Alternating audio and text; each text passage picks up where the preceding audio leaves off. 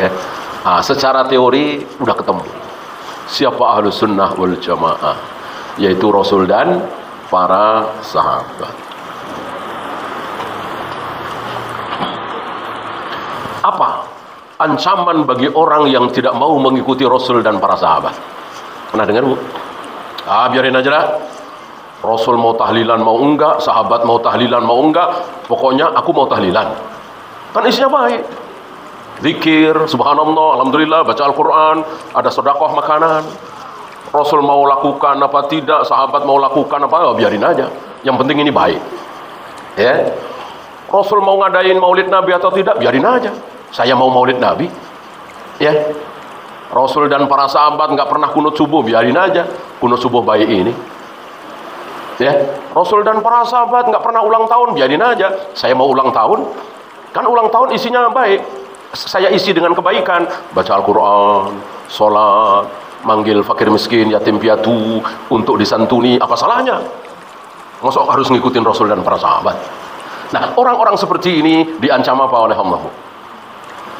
Nggak mau tahu, biarin. Rasul begini, biarin. Saya mau begitu. Rasul dan para sahabat begitu, biarin. Saya mau begini. Ya, ada orang-orang seperti itu?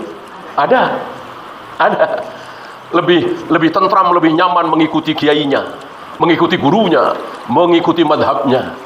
Tidak peduli, biarin aja Rasul dan para sahabat berjenggot. Saya mau motong jenggot. Ya, apa salahnya motong jenggot? Ya, kan tidak nyolong ini, tidak korupsi ini, cuman motong jenggot doang. Rasul dan para sahabat berjenggot, betul. Rasul nyuruh berjenggot, betul. Waqful liha, jazzus syawarib, haliful yahud, halifun nasara.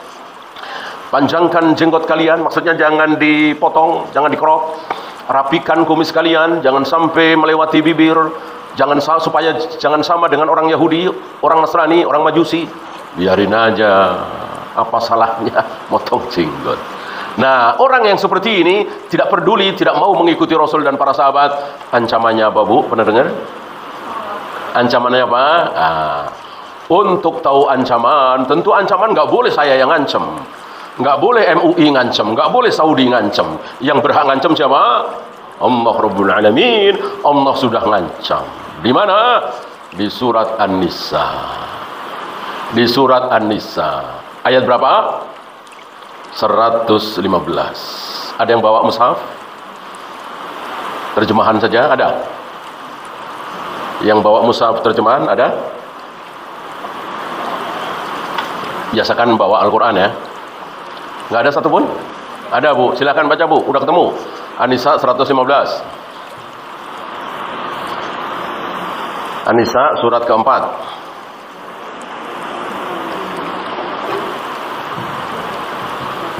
Sudah ketemu?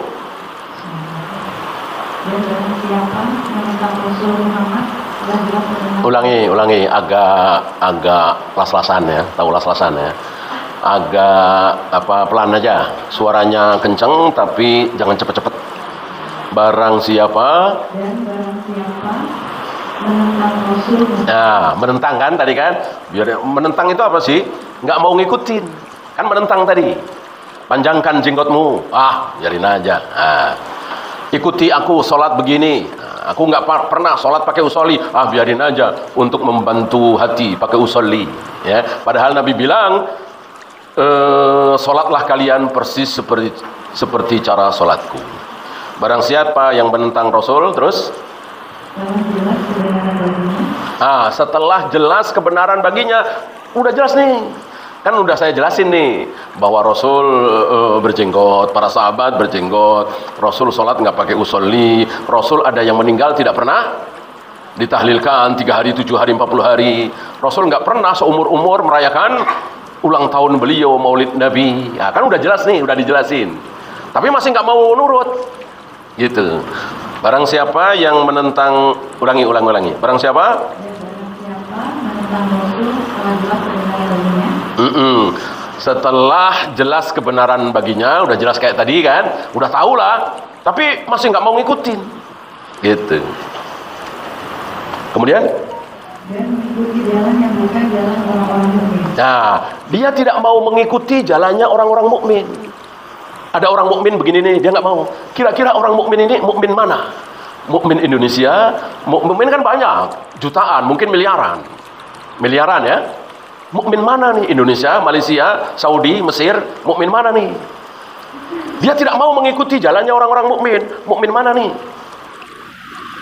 Nah, ini harus ketemu dulu nih. Kalau nggak ketemu ntar gontok-gontokan. Oh, mukmin Saudi kata orang Saudi.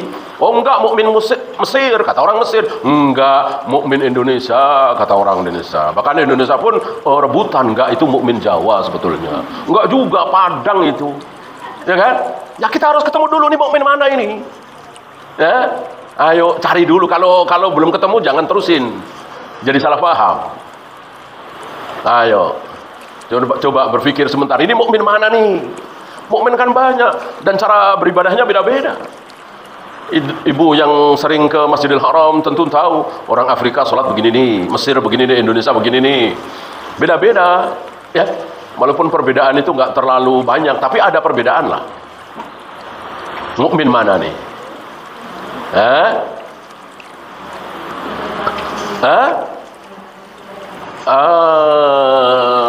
Kurang jelas. Kalau sesuai dengan Rasulullah kan Mesir juga ada yang sesuai, Saudi ada yang sesuai, Indonesia ada yang sesuai.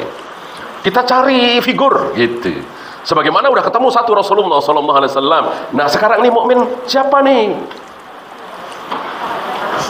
Iya, orang-orang mukmin ketika ayat ini turun. Ketika ayat ini turun, sudah adakah kaum muslimin Indonesia? Sudah adakah kaum muslimin Mesir? Sudah adakah kaum muslimin Yaman, Malaysia, Saudi? Belum. Ya kalau Mesir, negara Mesir sudah ada, Indonesia aja nggak tahu dah. Sudah ada apa belum? Ya, Malaysia, ya kalau nama seperti Libanon, Palestina kan belum ada di zaman Nabi. Nama-nama Palestina, Libanon, Beirut, ya, adanya kan Syam. Di zaman Nabi namanya Syam. Gitu. Irak ada, Kufah ada, Basrah ada. Ya, kata-kata Palestina, Yordan belum ada, Syria belum ada. Adanya Syam. Syam meliputi Palestina, Libanon, Damaskus, Syria, ini Syam. Ibu kota Romawi waktu itu yang akhirnya direbut oleh pasukan Nabi sallallahu alaihi wasallam.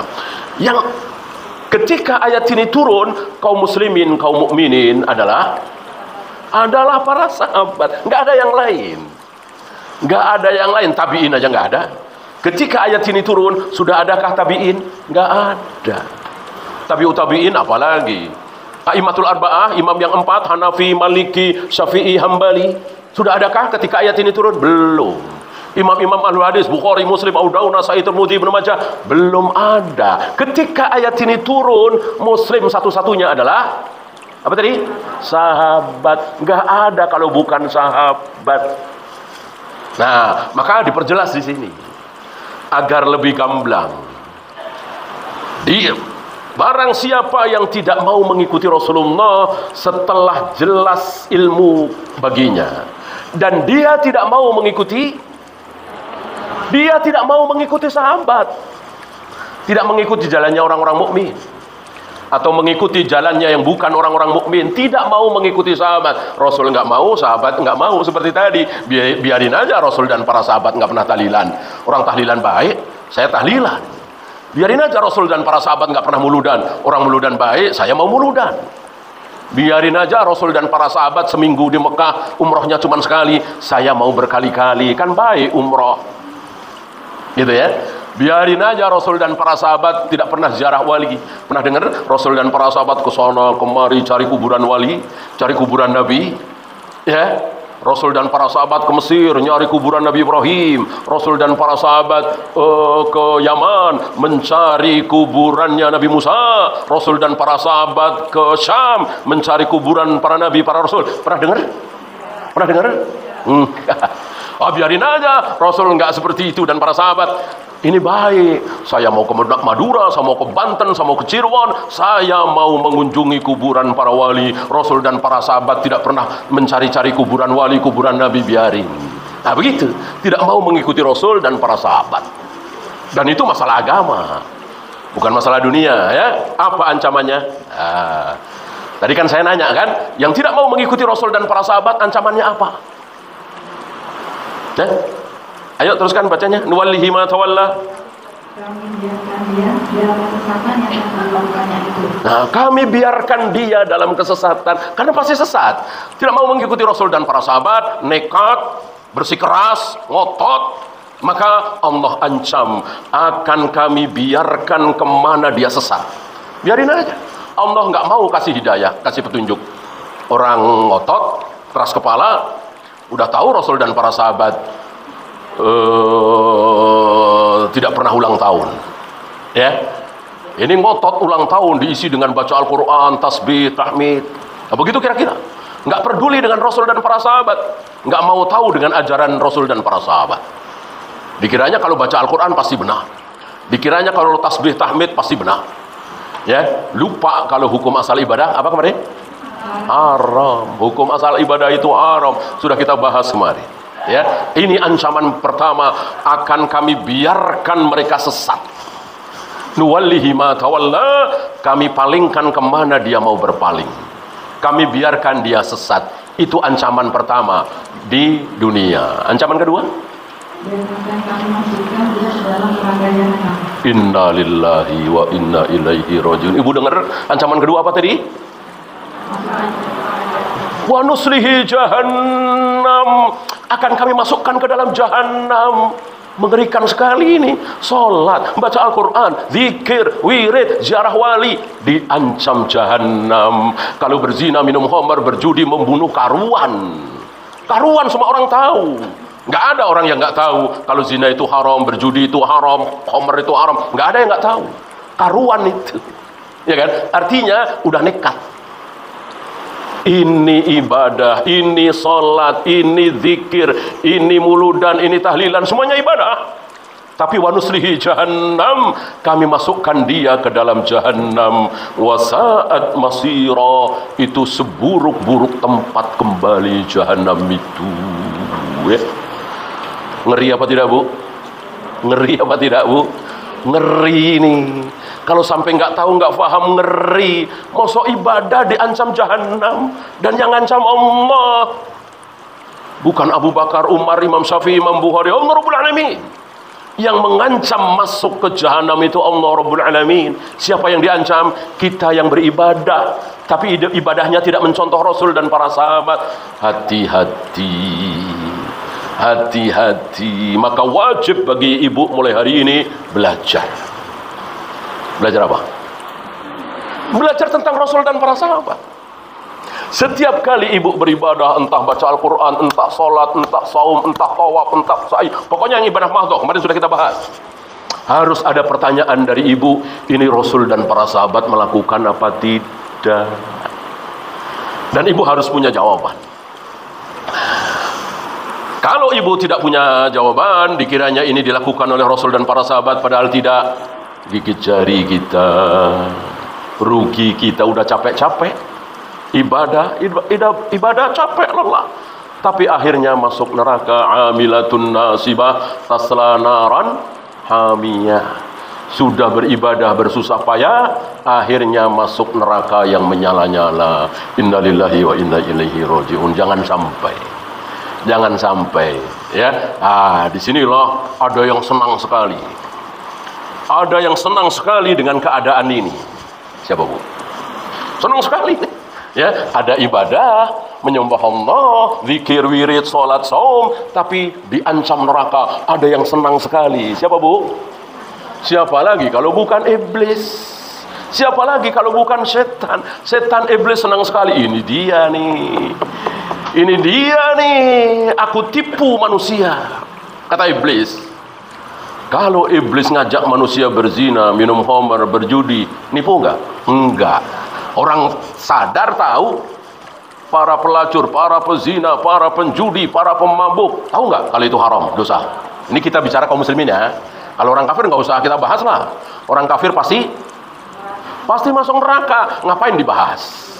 Orang kafir itu pasti masuk neraka, khalidina fiha abadan, kekal di neraka selama-lamanya. Nggak usah kita bahas. Kita bahas kaum muslimin yang kadang berzina, kadang sholat, kadang minum khamar, kadang jumatan, kadang berjudi, kadang ke masjid. Kaum muslimin kan begitu banyak, ya kan?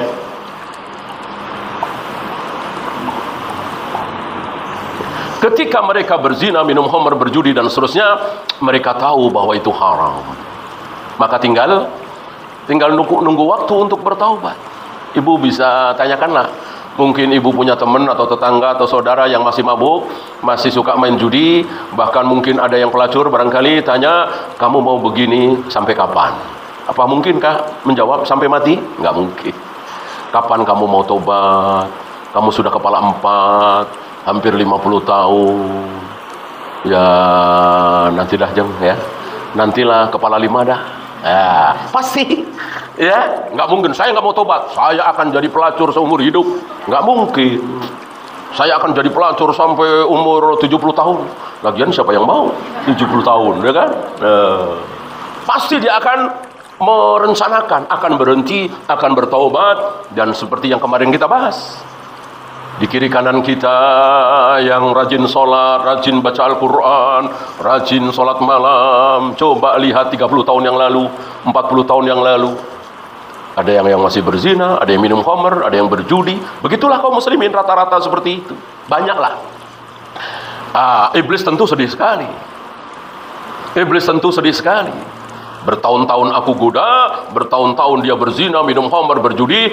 Sekarang taubat. Kalau taubat Allah mengampuni apa tidak? Mengampuni. Allah Maha Pengampun. Tidak ada dosa yang tidak akan diampuni oleh Allah. Ya, kalau dia bertaubat, bahkan syirik pun akan diampuni. Kalau dia bertaubat, syirik tidak akan diampuni. Ketika dia tidak bertaubat, artinya mati dalam keadaan membawa dosa syirik. Adapun dia bertaubat, adapun dia berhenti dari syiriknya, insya Allah akan diampuni. Apalagi cuma berzina, minum khamr, berjudi, membunuh, insya Allah akan diampuni. Nah, apa enggak kiamat itu bagi iblis? Bertahun-tahun aku goda, dosanya menggunung. Sekarang diampuni oleh Allah. Kayak apa itu gondoknya si iblis, kesalnya si iblis. Nah, ini ada dosa yang pelakunya itu nggak sadar kalau itu dosa. Gimana mau bertobat? Gimana mau bertobat? Orang nggak ngerasa salah, disuruh tobat marah. Coba ibu deketin kiai-kiai yang tahlilan mulu dan, Pak Kiai kapan mau tobat Pak Kiai? Tahlilan mulu. Kalau nggak marah bisa dikepret ibu, ya kan? Orang nggak merasa salah, enak aja. Dasar Wahabi, begitu. Ujung-ujungnya begitu. Nggak punya hujah, nggak udah dalil, gampang dah. Wahabi dah, udah selesai. Ya, kan nggak pernah hujah sama sekali. Coba mau pakai dalil apa? Masa lebih pintar dari Rasul dan para sahabat? Lebih benar dari Rasul dan para sahabat? Lebih berilmu dari Rasul dan para sahabat? Sementara Rasul dan para sahabat dijamin apa tadi, Bu? Dijamin ampun, dijamin ridho, dijamin surga. Tiba-tiba kita merasa lebih hebat dari Rasul dan para sahabat. Rasul dan para sahabat nggak pernah mulu dan nggak ada tahlilan. Kita dengan bangganya mulu dan tahlilan. Innalillahi. Ya, dan mengerikan sekali ancaman ini. Wa nuslihi jahannam, akan aku masukkan ke dalam jahannam. Mengerikan sekali. Ya.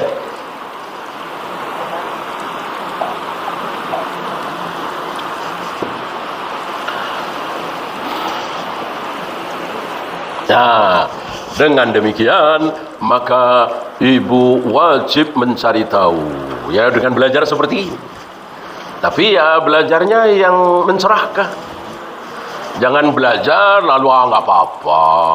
Semuanya punya dalilnya, semuanya punya dasarnya. Yang mana dalilnya? Mana dalil maulid? Mana dalil muludan? Mana dalil tahlilan? Ya, nggak ada. Mana dalil mengadzankan mayat yang mau dikubur di telinga kanan, qomat di telinga kiri? Mana?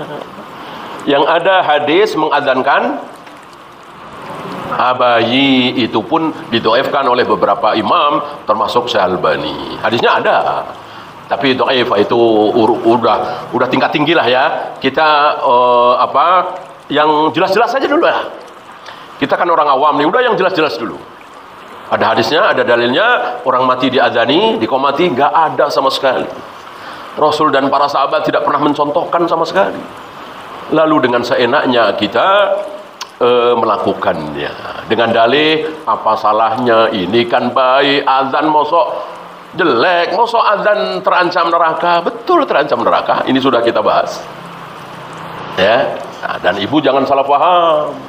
dengan mengatakan seperti kata mereka ya, kalau apa-apa mengikuti Rasul dan para sahabat, dikit-dikit mengikuti Rasul dan para sahabat, harus mengikuti Rasul dan para sahabat, berarti azan pakai pengeras suara, nggak boleh dong. Rasul dan para sahabat nggak pernah pakai pengeras suara. Ayo jawabnya apa? Ayo jawabnya apa? Katanya harus ngikutin Rasul dan para sahabat, dikit-dikit harus Rasul dan para sahabat. Emang Rasul dan para sahabat azan pakai pengeras suara? Berarti sekarang azan pakai pengeras suara nggak boleh dong. Ayo jawabnya apa? Jangan-jangan manggut-manggut. Iya juga ya. Berarti karena syubhat. Nggak boleh seperti itu. Kita harus berilmu. Ya. Rasul menyuruh Bilal, tidak menyuruh. Rasul menyuruh Bilal Ibnu Ummi Maktum, Abu Mahdurah. Itu ada 3 muadzin ya. 2 di Madinah, 1 di Masjidil Haram Mekah. Abu Mahdurah. Kenapa Rasul tidak menyuruh Abu Bakar misalnya, tidak menyuruh Utsman misalnya, tidak menyuruh Abu Hurairah misalnya? Kenapa yang disuruh adalah Bilal, Ibnu Ummi Maktum, Abu Mahdurah? Kenapa? Pernah dengar? Karena Bilal, Abu Mahdurah, Ibnu Ummi Maktum terkenal suaranya lantang. Kan ada orang kalau ngomong suaranya lantang, ada yang pelan, nggak bisa keras, gitu kan? Nah, 3 orang sahabat ini terkenal suaranya lantang. Berarti Nabi ingin azan itu suaranya kemana-mana. Ibu mungkin juga pernah dengar bahwa Rasul menyuruh Bilal setiap kali azan ke tempat ketinggian, naik. Dan bukan di dalam masjid, di luar masjid naik. Ada tempat agak tinggi, bukan menara ya. Nggak ada menara di zaman Nabi, nggak ada. Tempat yang agak tinggi. Supaya apa? Iya, supaya suaranya kemana-mana. Dan ini bukan masalah ibadah mahdoh. Nah, sekarang ada alat. Nggak usah naik ke tempat ketinggian, nggak usah cari orang yang suaranya lantang. Biasa saja, Allahu Akbar, Allahu Akbar. Itu suaranya se-RT, bahkan se-RW, bahkan satu komplek kedengaran semua. Bolehkah? Ya tentu boleh. Itu bukan menyelisihi Nabi dan para sahabat. Yang menyelisihi Rasul dan para sahabat, dan itu bid'ah, dan itu keliru, dan itu dosa, itu kalau hayya ala sholahnya 3 kali. Ya. Ibu pernah dengar orang azan hayya ala sholahnya 3 kali? Dosa, bid'ah. Karena Nabi mencontohkan azan itu hayya ala sholahnya berapa? 2 kali, hayya ala falahnya 2 kali. Ya kan?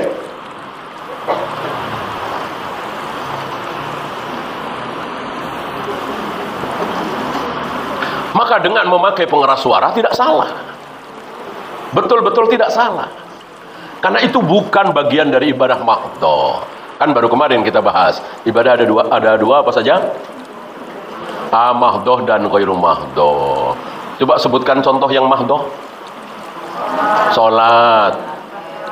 Iya, baca Al-Quran. Apalagi? Tawaf. Sa'i. Apalagi? Wudu, apalagi? Zikir, apalagi? Tayamum, apalagi? Melempar jumrah, apalagi? Mencium hajar aswad, itu ibadah mahdoh. Ibadah yang akal kita tidak bisa mencerna kenapa harus dilakukan. Akal profesor doktor manapun, kiai haji manapun, bahkan akalnya Imam Syafi'i nggak bisa menjawab kenapa jumroh harus dilempar-lempar, kenapa hajar aswad harus dicium, kenapa subuh 2 rakaat, kenapa salam ke kanan, ke kiri, dan seterusnya. Nggak ada yang bisa mencerna. Akal siapapun tidak ada yang bisa mencerna. Itu ibadah mahdoh. Ya. Beda dengan ibadah apa tadi? Ghairu mahdoh, akal bisa mencerna. Apa misalnya? Kemarin? Ya, bekerja cari nafkah kan ibadah juga. Ibadah ghairu mahdoh. Apalagi selain bekerja? Cari nafkah? Nah, sedekah, apalagi? Senyum, apalagi? Nikah, dan seterusnya, berbakti kepada orang tua. Ini ibadah ghairu mahdoh, akal bisa mencerna. Kenapa harus senyum? Kenapa harus cari nafkah? Kenapa harus nikah? Kenapa harus sodakoh dan seterusnya? Manfaat sodakoh dan seterusnya. Akal kita bisa mencerna. Beda dengan melempar jumroh tadi, mencium hajar aswad tadi dan seterusnya. Akal tidak bisa mencerna. Itu cara membedakan antara mahdoh dengan ghairu mahdoh. Cara pertama. Caranya ada berapa kemarin, Bu? Diingat-ingat. Ada 3. Tadi cara pertama. Cara kedua? Iya, yang mahdoh hanya dilakukan oleh kaum muslimin. Nggak mungkin dilakukan oleh orang Buddha, Hindu, Konghucu, Yahudi, dan Nasrani. Nggak mungkin. Nggak mungkin. Orang Hindu tawaf, orang Buddha melempar jumroh, orang Konghucu azan, qomat. Nggak mungkin. Karena itu semua ibadah mahdoh hanya dilakukan oleh kaum muslimin. Beda dengan apa tadi? Ghairu mahdoh. Ada orang Yahudi sodakoh? Ada. Orang Buddha berbakti kepada orang tua? Ada. Banyak. Orang Konghucu cari nafkah? Ya hampir semuanya. Karena itu ibadah ghairu mahdoh. Muslim dan non-muslim melakukan. Muslim dan kafir melakukan. Itu cara kedua untuk membedakan mana mahdoh, mana ghairu mahdoh. Cara ketiga? Untuk ibadah mahdoh nggak ada manfaatnya. Di dunia ini nggak ada manfaatnya. Rugi malah iya. Ibu pernah habis melempar jumroh dapat manfaat? Apa manfaatnya? Capek iya. Habis baca Al-Quran manfaatnya apa? Badan jadi seger gitu. Wajah jadi glowing gitu. Habis baca Al-Quran jadi glowing. Habis melempar jumroh, habis mencium hajar aswad, gatal-gatal hilang gitu, nggak ada. Manfaatnya nanti di akhirat. Kalau toh ada manfaat, itu bukan tujuan. Karena ibu puasa Daud, akhirnya jadi langsing. Itu bukan tujuan, bukan manfaat tujuan. Kalau ibu jadikan langsing sebagai tujuan utama, sah nggak puasanya? Nggak sah. Allah nggak terima. Allah mau ibu sholat, ibu saum, ibu baca Al-Quran, itu semata-mata cari pahala, mengharap ridha Allah. Tidak boleh tujuan utamanya adalah sehat, rezeki, disayang suami, apalagi nggak boleh. Tujuan utama harus karena Allah, pahala, surga, selamat dari neraka, selamat dari azab kubur. Itu tujuan utama ibadah mahdoh. Beda dengan ghairu mahdoh. Walaupun manfaatnya nanti di akhirat juga ada, di dunia juga kelihatan.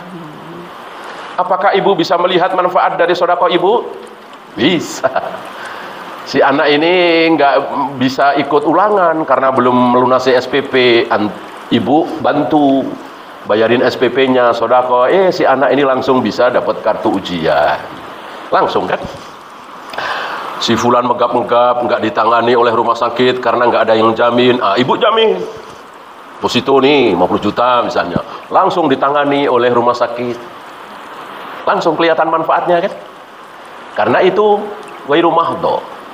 Selain di akhirat juga ada manfaat, di dunia juga kelihatan manfaatnya. Cari nafkah, nikah, sedekah, senyum, silaturahim, berbakti kepada orang tua, terlihat langsung manfaatnya di dunia. Walaupun nanti di akhirat juga ada manfaatnya. Nah, yang harus mencontoh Rasul dan para sahabat yang mana, Bu? Iya, yang mahdoh. Kan ada ustadz yang begini, ente bilang bid'ah, harus mencontoh Rasul dan para sahabat. Senyum ente bid'ah, gitu. Kenapa? Karena senyum ibadah. Emang senyum ente sama dengan senyum Rasul dan para sahabat? Ini si ustadz nggak paham ibadah mahdoh ghairu mahdoh.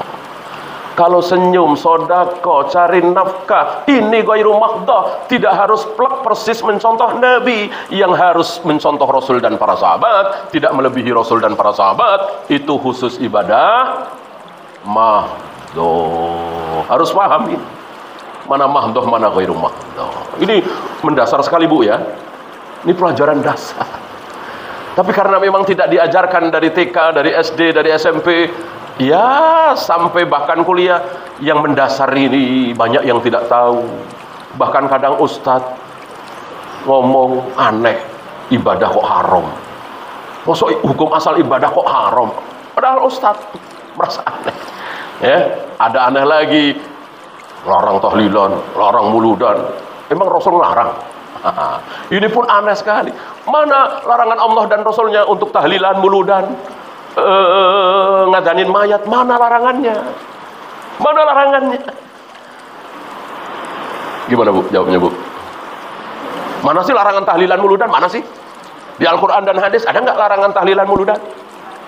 Ya? Ayo. Hah? Iya. Kenapa? Kenapa nggak sekalian bilang mana larangan sholat subuh 3 rakaat? Ada larangan sholat subuh 3 rakaat? Mana larangan sebelum sholat id azan dulu, qomat dulu? Mana larangannya? Mana larangannya sebelum taraweh azan dulu, qomat dulu? Mana larangannya? Mana larangan qobliyah subuh berjamaah?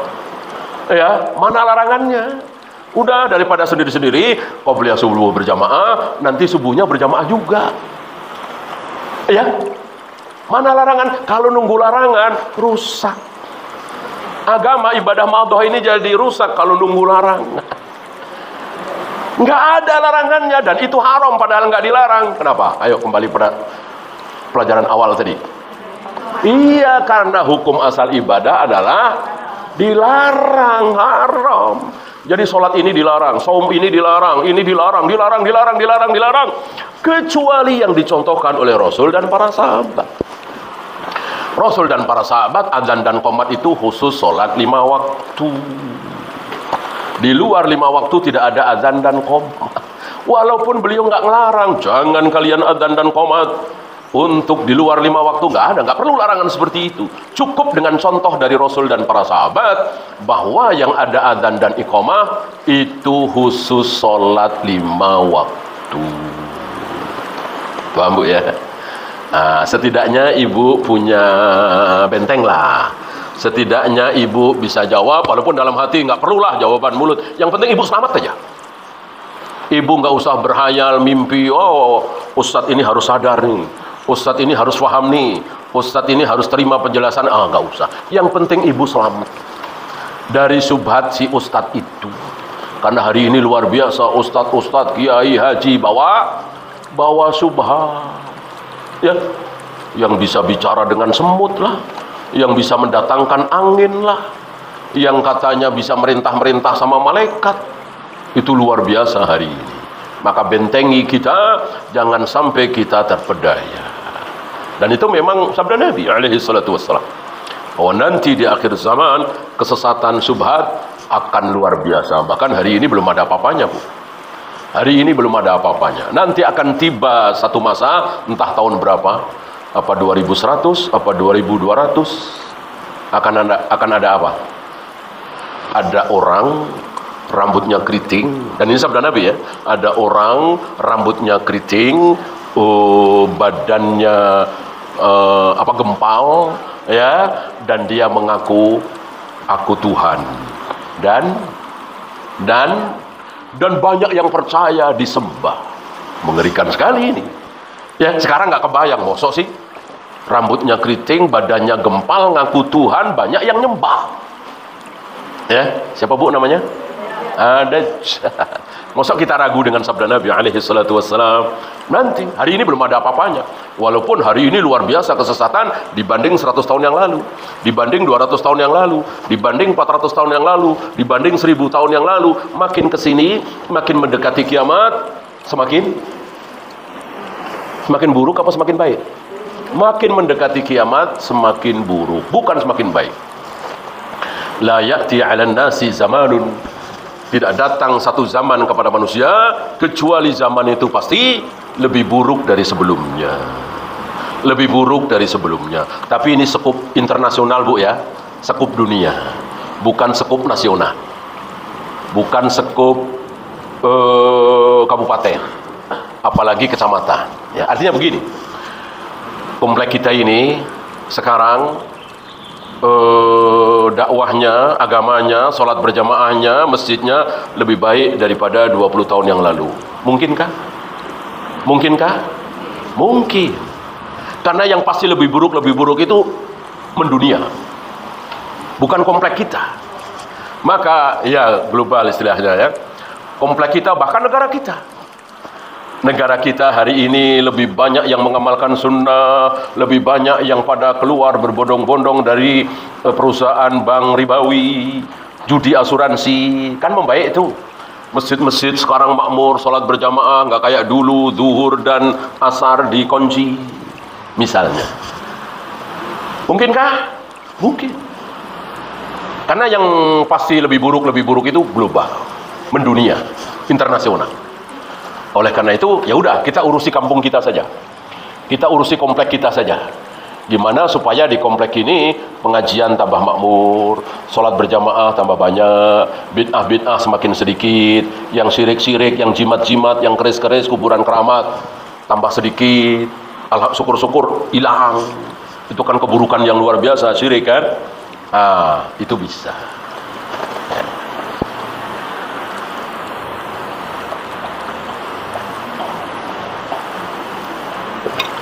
Maka pembahasan kita insya Allah bagaimana caranya supaya ibadah kita sama dengan Rasul dan para sahabat. Boleh kurang, Bu? Boleh kurang? Rasul dan para sahabat sholat tahajud, sholat qiyamul lail berapa? 11 rakaat. Saksi matanya adalah manusia yang sangat dekat dengan Nabi di malam hari. Siapa? Aisyah. Tentu Aisyah yang paling tahu ibadah malam Nabi. Lebih tahu dari Abu Bakar, Umar, Utsman, Ali, Zubair, Thalhah, Abdurrahman bin Auf, Abu Hurairah dan seterusnya. Karena Nabi salat malam di rumah apa di masjid? Di rumah. Tentu yang paling tahu ibadah malamnya Nabi adalah istri beliau. Dalam hal ini istri beliau yang masih hidup, sementara istri-istri yang lain sudah meninggal. Artinya bisa meriwayatkan hadis-hadis Nabi. Istri-istri yang lain sedikit meriwayatkan hadis Nabi. Kenapa? Sudah banyak yang meninggal. Apalagi Khadijah, ya kan, nggak pernah meriwayatkan hadis karena meninggal sebelum Nabi SAW. Karena Aisyah ini masih sangat muda, dinikah oleh Nabi di umur 9 tahun. Berarti ketika Nabi wafat kira-kira 19 atau 20 tahun. Berarti muda sekali. Umurnya masih panjang untuk meriwayatkan hadis. Di sini Aisyah mengatakan, mazada Rasulullah ala ihda asyrata raka'atan fi Ramadan atau fi ghairi Ramadan. Rasul salat malam qiyamul lail terdiri dari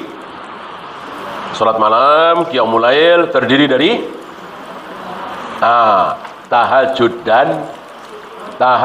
dan witir.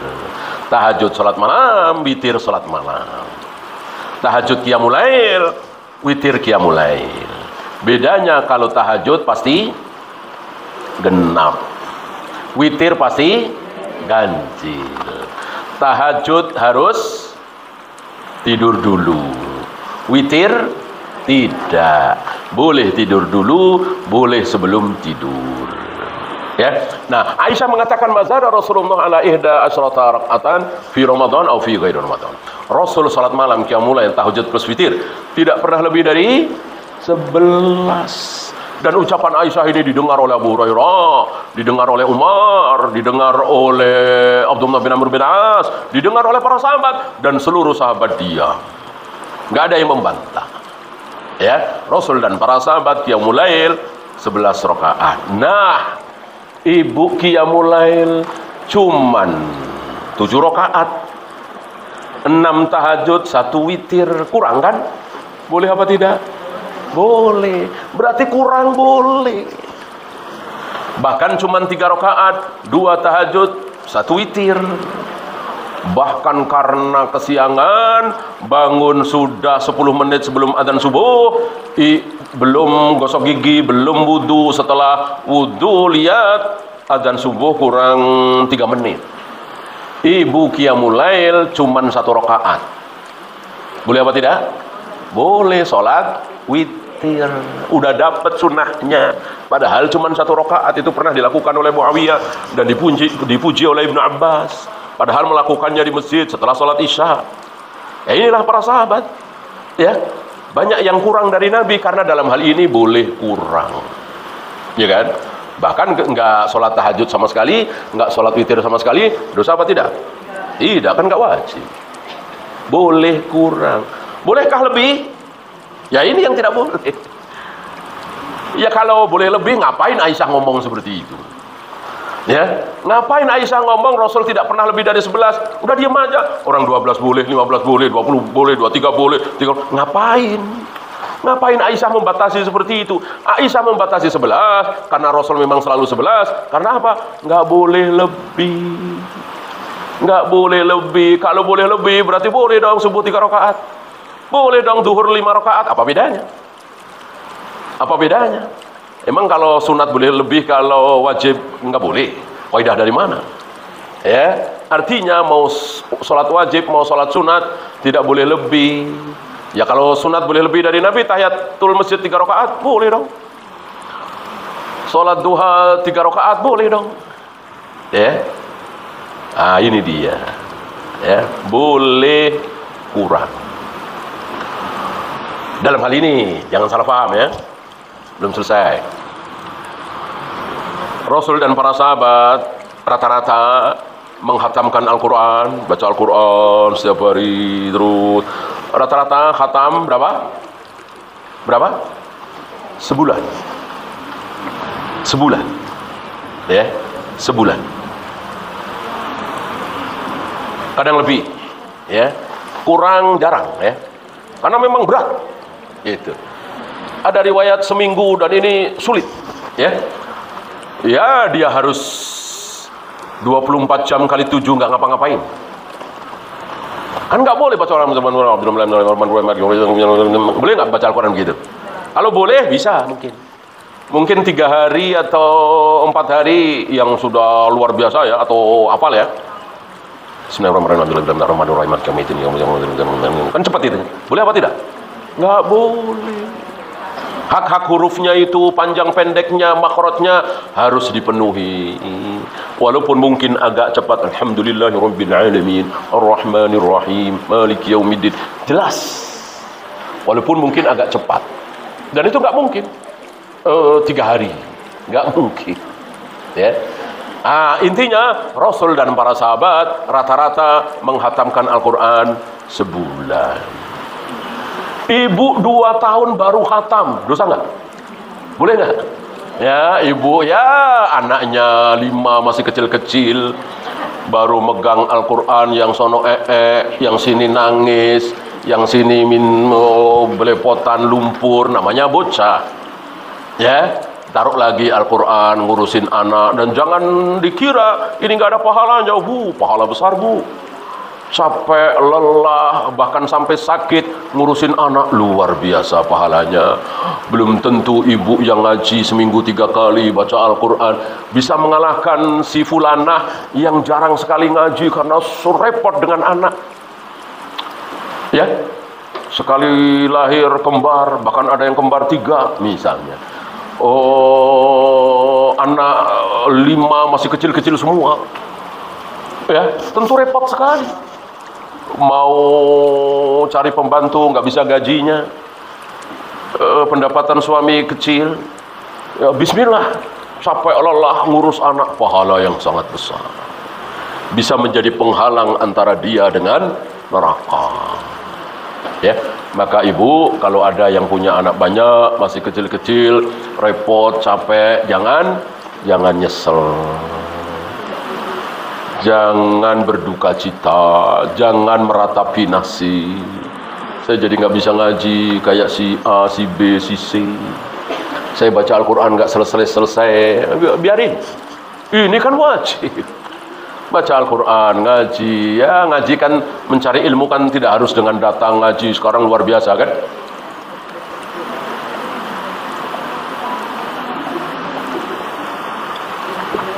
Apalagi ibu nggak mau capek lalu membatasi diri. Saya mau 2 anak saja, saya mau 3 anak saja, jangan. Rasulullah maunya apa, Bu? Rasulullah maunya anak-anak ibu itu sedikit apa banyak? Banyak. Aku akan berbangga nanti dengan nabi-nabi yang lain, dengan banyaknya umatku. Maka Nabi senang sekali dengan wanita-wanita yang banyak melahirkan anak. Salah satu ciri wanita ahli surga, ya, gampang khidbahnya, gampang akadnya, gampang maharnya, nggak mahal-mahal, dan gampang rahimnya, ya. Bentar-bentar melahirkan, bentar-bentar melahirkan, ya. Itu ciri-ciri wanita ahlu surga. Ya. Ya, mungkin itu dulu kita. Assalamualaikum warahmatullahi wabarakatuh. Sampai jumpa kembali di World Islam Channel.